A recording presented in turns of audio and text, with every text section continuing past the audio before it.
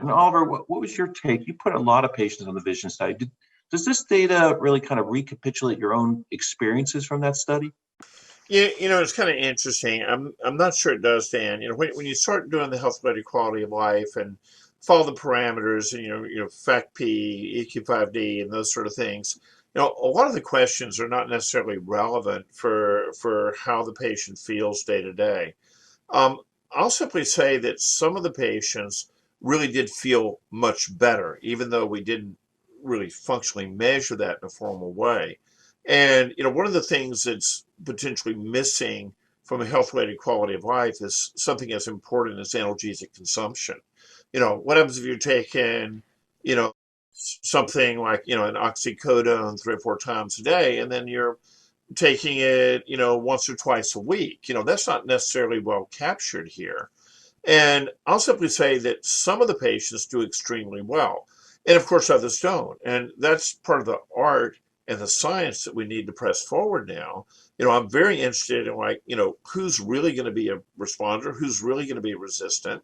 In fact, as I just finished putting in a proposal earlier today, or I shouldn't say finished, working on a proposal, in which we're trying to be able to predict this.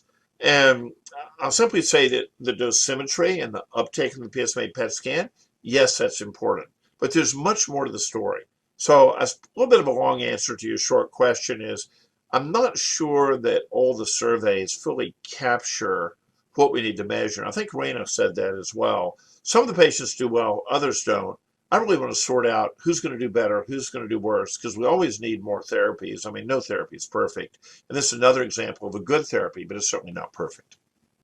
And I think that's exactly right. I mean, when you look at these median kind of effects, it's really kind of diluting to some extent, these extraordinary responders that we see, and it's really being mitigated by some of the folks that aren't going to respond. And as Raina said, there's this a really refractory population that we're dealing with. So I think that the fact that we see any signals here at all is really encouraging for this really pretty diffuse patient population, heterogeneous patient population, and pretty refractory patient population.